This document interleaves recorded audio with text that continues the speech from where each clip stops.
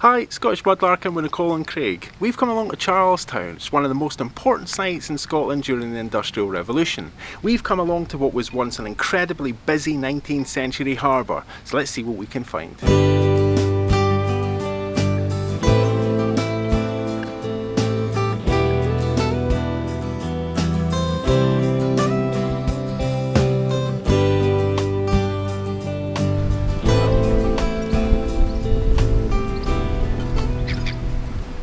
Find of the day, a bit of turquoise. So Nicole's made a first find of the day beyond the nurdle zone. Yeah, I've found an amazing turquoise piece of glass. Something that looks like it's probably from fishing, but it looks a bit like a bead, so I'm taking that. And a bit of what looks like chipped lacquer, but it's got a heart shape and it's really pretty. That's cool, that turquoise piece is amazing. It is, isn't it?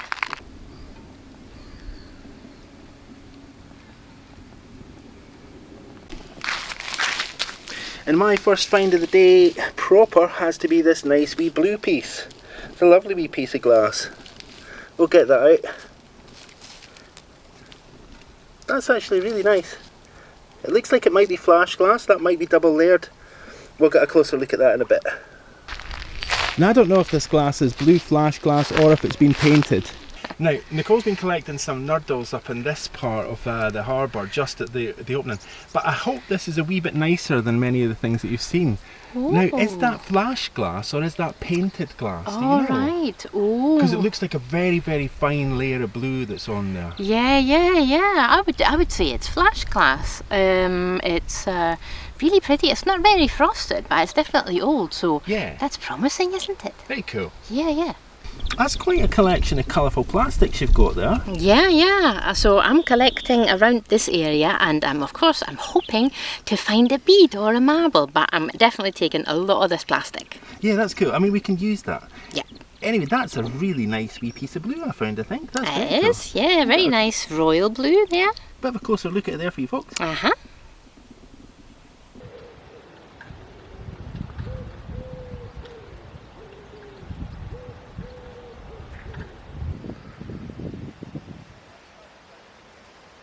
There's so much stuff down here, most of it broken glass. Looks like a piece of pirate glass, but it's not, it's brown glass there. Lots of plastic pieces. Big old bottleneck here, and we can see that one has an internal screw, so we know that that's quite old. That would have had to have taken a Vulcanite stopper. Now, Nicole's just found a wee bit of blue glass. You just pop it down there. That's lovely. Ta-da! Yeah, now that's a bottle piece. We can see because of the angle. Yep. There's a little angled section there. Very nice. So we know that came from a bottle.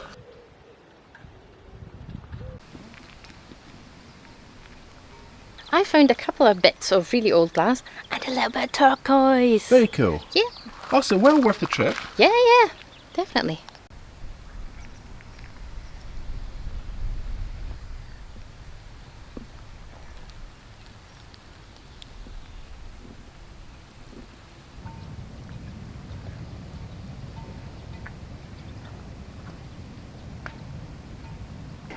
And weirdly enough, I'm looking at this as a bit of a parody object that really shouldn't be here. And just beyond it, just here underneath the rope, is the prettiest wee piece of pottery. That's such a nice wee piece. A lovely wee bit of design on there.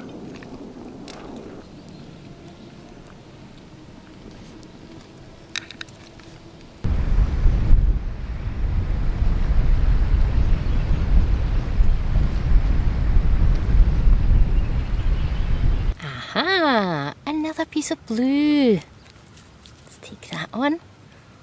Oh, that's beautiful. It's a perfect cobalt blue. Like that, huh?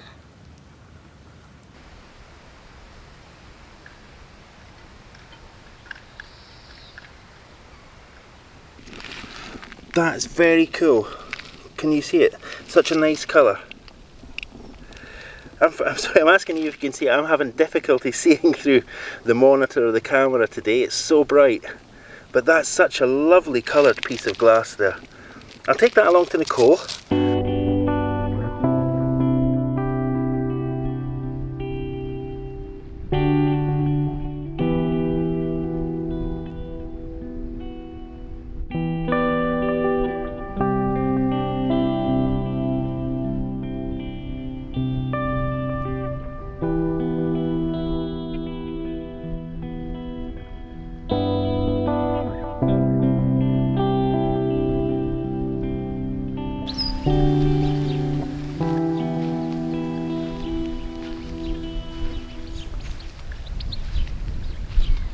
I think I found the thickest piece of glass I've ever seen. Okay, let's have a look at that. The thickest piece of glass ever. Oh, that is huge. Yeah, I don't know what it's from. It's really massive. I think I have to take that just because it's weird. Yeah, I mean, if nothing else, it's a paperweight, right? Yeah, perfect. Now I have a really lovely piece of turquoise blue. I have what I think is a partial button. Okay. A very, very nice wee piece of pottery. And a mystery object. Wow, okay. Well, that turquoise is amazing. It's really cool. Yeah, what is that button? Is that a button, you think? I'm going to have a wee look over Nicole's shoulder. Let's have a Okay. peek. Right, so first, another piece of turquoise. This is turquoise heaven. And this lovely piece of transferware. This certainly is a mystery object. Yeah. And this, you think it's a button? It kind of looks like a button, yeah.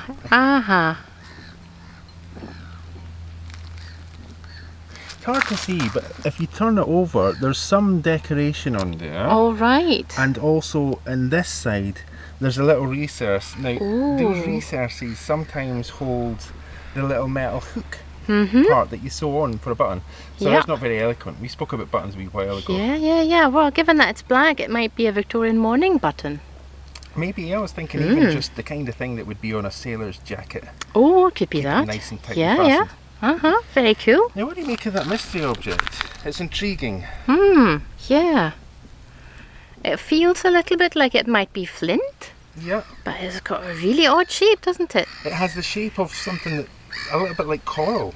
I'm stumped. I don't know what it is. Do you know what it is? Let us know in the comments. I just heard an oh. What you got? I have something red. Let's have a look. Now the big question, is it glass or is it plastic? The other big question, can I see it through this monitor? No, not really well. I'm going to put my finger there. Oh, there we go. It's hiding away in here. Yeah, we can see it now. Now, yeah, is that plastic? Is that glass? What do you reckon? Oh, I'm going to be optimistic and just say it's glass. Yeah, me too. Okay, come on then, let's have a look.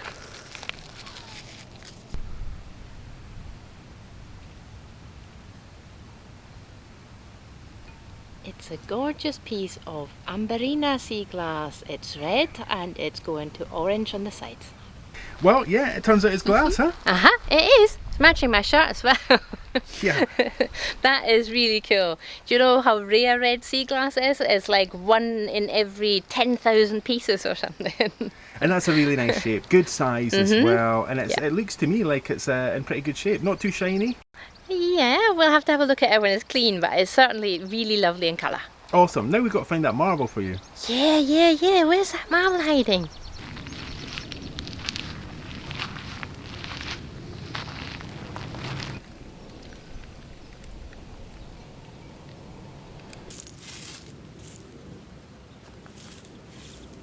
So I'm going to leave Nicole to have a wee look round here, and I'm going to get up over there and we'll take a closer look at those lime kilns. And when we get back, we'll have a look and see what she's found.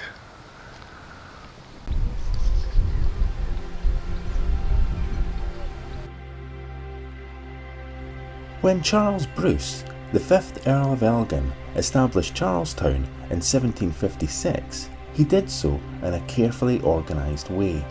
This place is an excellent example of the planned village, an invention that was demanded by the Industrial Revolution. New towns like this were carefully planned and organised around ideas of productiveness and order. In many ways, they were the origins of the kind of town planning that we see now, where space is optimised for human productivity and movement. Charlestown was built to reflect its creator and his authority in the place, to the extent that he laid the town out in the shape of the letters C and E, his own initials. Planning and organisation was key, but so too was scale. While the nearby village called Limekilns had long produced lime, its small-scale production was overwhelmed by the vast output made possible here in Charlestown. These lime kilns are a testament to the scale of the Industrial Revolution taking place across the UK. The lime kilns here at Charlestown are one of the most important sites in the Industrial Revolution in the entire country. The 14 massive kilns here stretch along 110 metres of the coast, and they soar 10 metres high. They were and remain the biggest of their kind in Scotland, and they produced 1/3 of the lime made in the country. Huge amounts of coal and limestone were fed into these kilns to create the lime needed to meet the expanding agricultural output and the vast construction projects that characterised the Industrial Revolution. The harbour, just across from the lime kilns, provided the means to export its product throughout the country. Production was hard work. Base materials, coal and limestone, were mined nearby, then carried to the top of the kilns by rail. Then the limestone had to be broken up by hand before being loaded into the kilns. Layers of coal and limestone were built up inside these cup-shaped kilns. Great bars at the bottom of the kiln held the material inside. Once the kiln was full and ready to be lit, a fire was created under the grate. This ignited the first layer of coal, allowing the fire to spread throughout the entire load. The scale of the work was unparalleled at the time. Each of the 14 kilns took upwards of 30 tons of material to load, work that took a team of men a full day to accomplish. Firing took a further several days to complete, then cooling took several more, though kilns like these could be operated perpetually, with new material being loaded in at the top, whilst the material that was produced was removed from the bottom. An access at the base of the kiln, which allowed air through to feed the fire, was also used to rake out the lime, but the heat here must have been intense and the work extremely heavy. Operations ran at full tilt here until 1935, when demand for lime slowed down. The town changed at this time too. The estate began to sell previously rented properties to the people who lived in Charlestown. The imposed regularity that was expected of the place could no longer be upheld, and homes began to reflect their owner's taste in place of the estate's uniform order. The kiln fires finally died in April 1956, and these unused kilns began to fall into disrepair, and this icon of Scotland's industrial productivity became largely forgotten. This changed in 1994 with the establishment of the Scottish Lime Centre.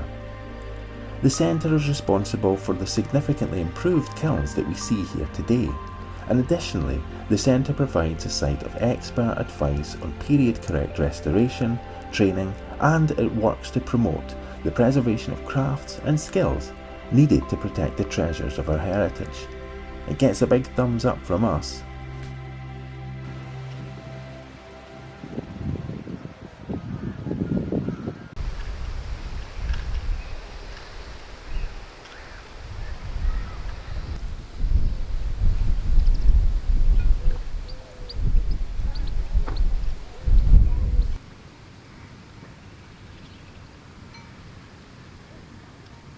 Let's get back there and see how Nicole's been doing.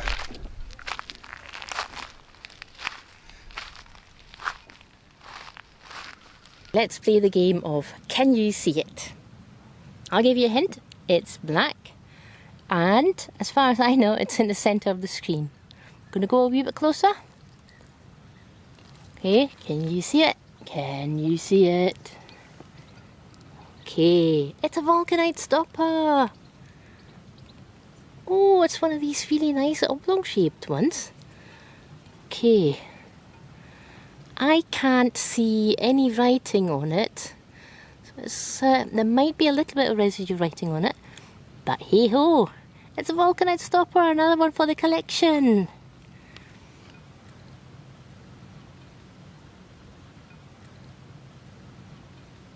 Wow, the water's really gone out a long way.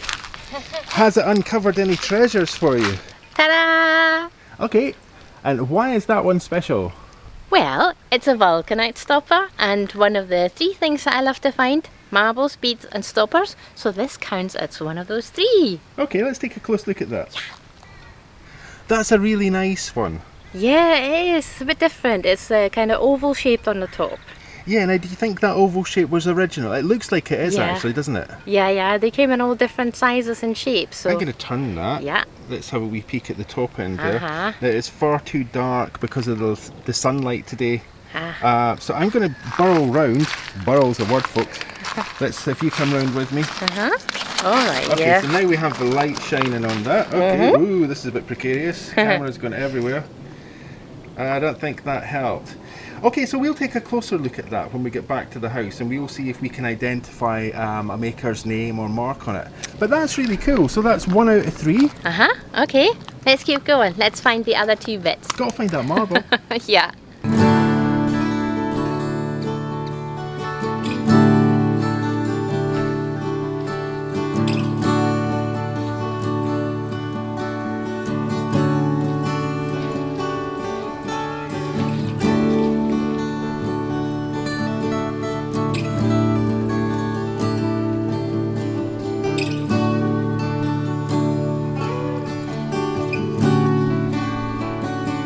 Oh, now what's that? Is that the biggest bottle bottom ever?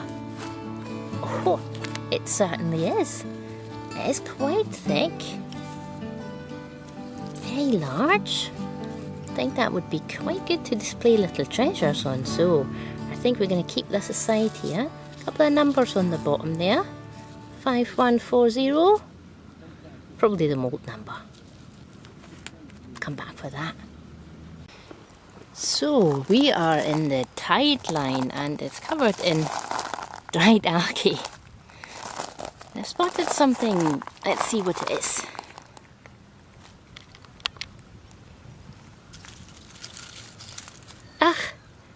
It's a toy gun. Okay. Well, it's colourful, it's plastic, doesn't belong here. We're taking that. So it's another day where I'm wearing inappropriate footwear, flip-flops are on, and I can't really get down where Nicole is, although Nicole seems to be balancing on bits of broken up ship. Guess what I found? I don't know. It's a crab claw. Oh, and that's totally different from the ones that we found before. Yeah, that's not fossilised. I really don't think that's fossilised. Oh, That's maybe you it's can not. see the difference though, right? Yeah, it's not like stone. It's much lighter as well. But Well, it's maybe compare those. fine. Yeah, maybe crab claw.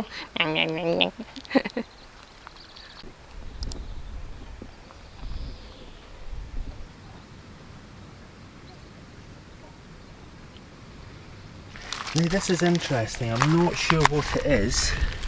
Big pieces of glass all over the place here, but then there's this piece. Now this looks like it's multicoloured. I'm not sure what it is. Very unusual thing. It's going to need to be cleaned up so that we can get a closer look at it. But there's kind of pinks in there. It looks a bit like milk glass. Pinks, blues, greens, kind of whitey colour. Any idea what that is? It does look like it's milk glass. It might have been flash glass. It is a little bit grubby.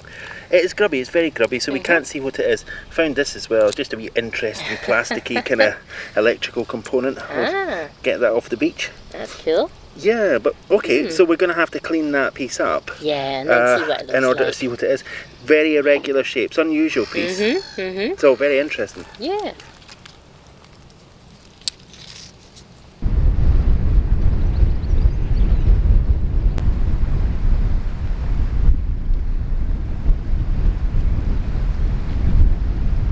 Okay, so what's this? It's a massive piece of pottery.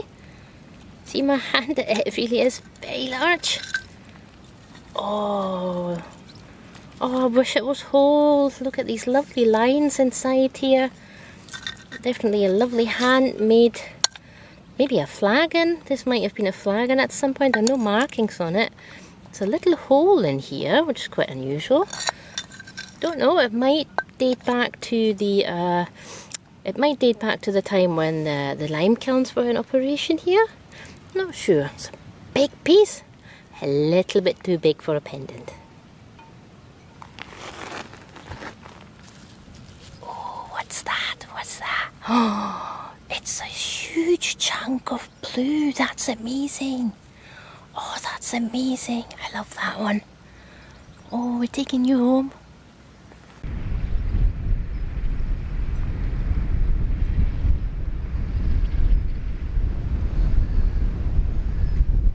I found a coin. Now, I never found coins, and this is not one to get particularly excited about. This is a 10p piece by the looks of things. Do you think? Oh, it could be. Oh, it's not. Oh, hang on. Ooh. It has the Queen's head on it, so it's definitely British. But I'm not sure. We'll take a closer look at that and see if it is indeed a 10p piece. So sadly, it is just a recent coin, and it's got a date stamp of 1992 on it, and it's a 10p piece. Oh, well, never mind. Oh, it's still cool though. Yeah, Never you can find any spend coins. it as well. Yeah. Now that's unusual. It looks to me like a bottle bottom, but it's very small, very, very dark. And it's been so worn down on the inside here that there's no hint of any inside of the bottle at all. Just this rim, which I suspect to be the bottom of the bottle. Now that's a very cool find.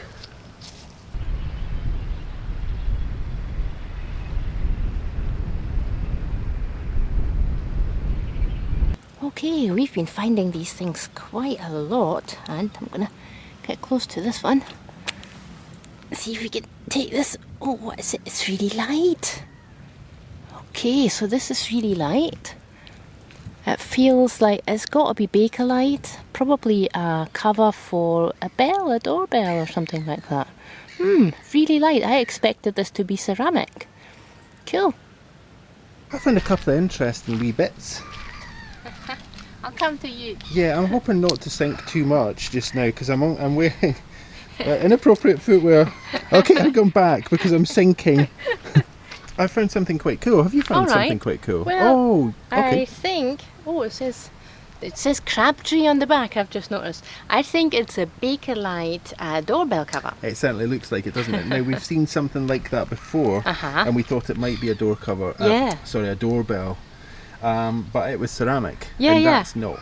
No, and it's very light as well. Okay. So. Cool, huh? That's very cool. Getting a collection there. Yeah. Now I have these two things. Okay. Now one of them's more interesting than the other. Now this piece, I think, is another one of these insulators. So yeah, once you've turned it around like this, you can see it has those ridges that we're used to seeing on these insulators, right? But what is that other piece? Now the other piece I think is a bottle bottom, but it is so worn on the other side. Maybe, I don't know, maybe that's the inside of the bottle there, and maybe that's the outside, but I thought it was the other way around. What do you make of that? Is it definitely glass? I've no idea. Now that's both interesting and disappointing. It doesn't look like it's glass. No. So what could it be? So yeah, that's really quite weird. We're not sure, is it Vulcanite or is it maybe Bakelite? We're going to have to take a closer look at it.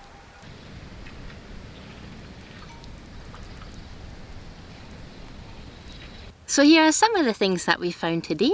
We're going to take these home, clean them up, and then take a closer look at them.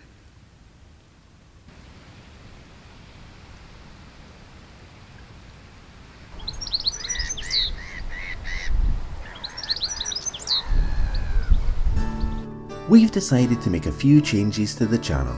So from this week forwards, we will be moving the jewellery making section over to Sunday. So if you enjoy the jewellery making section, it's going to be a little bit longer, but it'll now be on Sunday at 7 o'clock. Let us know in the comments what you think about these changes.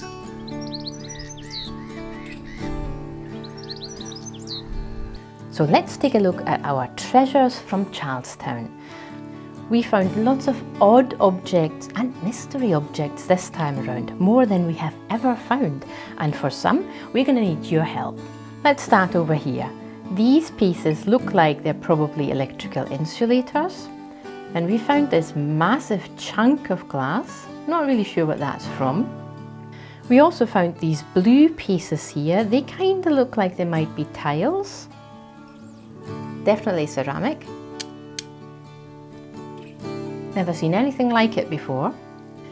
And we found this piece here, and we reckon that it might be Bakelite and probably the cover of an old doorbell. These These two pieces, however, are mystery objects. We have no idea what they once were.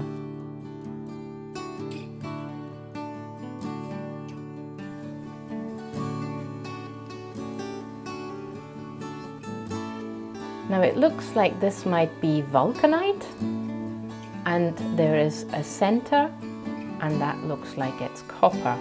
Kind of looks like a lid, but for what? There's also a couple of metal objects. This one looks like it might be the inside of an old button. Then there's the 10p coin, fairly recent. And this piece, which looks like it might be the inside of an old battery. There's this little button here. It looks like it's probably wood. Another mystery object is this piece. It looks like it's glass, and it might be the inside of a very, very old light bulb. We haven't been able to shine a light through it, but sometimes these pieces are purple.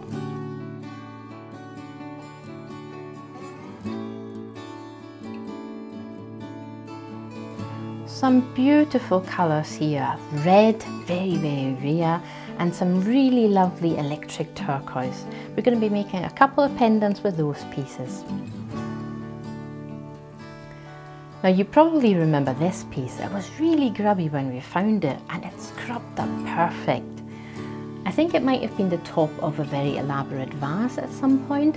We would absolutely love to know what it looked like in its former life.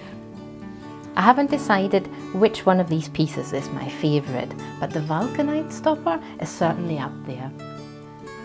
We couldn't see any writing when we found it in Charlestown, but once it's cleaned, we can now see the word road. We can't make out anything else, so it's a little difficult to find out where it was made. Great find though. What's your favourite find? Let us know in the comments.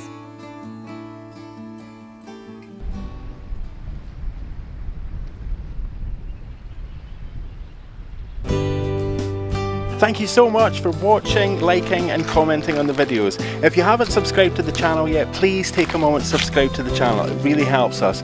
Also a huge thanks to everyone who's helped us out through Etsy, Amazon and Ko-fi. That really makes a huge difference. Thank you all so much for that. We'll see you next week, Friday 7 p.m.